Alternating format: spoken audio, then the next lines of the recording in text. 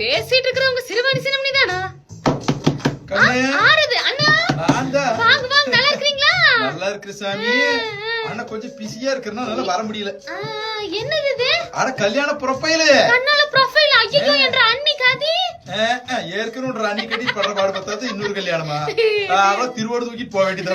ஓடுங்க ஓடுங்க, தாமாஸ் பண்ணாங்க. அவளோட தம்பிக்கு. தம்பி கனால பாத்துட்டு இருக்கீங்களா? பொண்ணு வந்திருக்குதே. சரி உங்க டிஸ்கஸ் பண்ணி முடிவலான்னு வந்தேன்.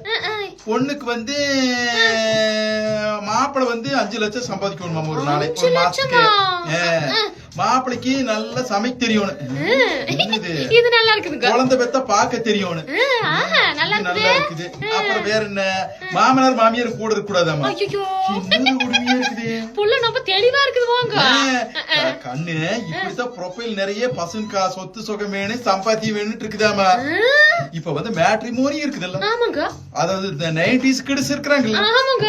பாவம் இந்த பசங்களுக்கு எல்லாம் 30 வயசுக்கு மேல ஒவ்வொரு ஏரியாவிலையும் பார்த்தா 50 பேருக்கு மேல கல்யாணமாகவும் இருக்கிறாங்க. 30 வயசுக்கு மேல ஆகி போச்சுன்னா பையனுக்கு வந்து வயசாகி போச்சுன்றாங்க. என்ன பண்றது? இதுக்கு காரணம் என்ன தெரியுமா? எல்லாம் பொம்பளை பிள்ளைங்க சரிதானா? ரொம்ப எதிர்பார்க்கறாங்களாமா. அட நல்லா சம்பாத்தியமான்னு பாக்காம பையன் நல்லா குணமா இருக்கானா கேரக்டர் தான் முக்கியமா பாக்கணுங்க. அதை முதல்ல பாருங்க. என்னதான் பண்றது சாமி.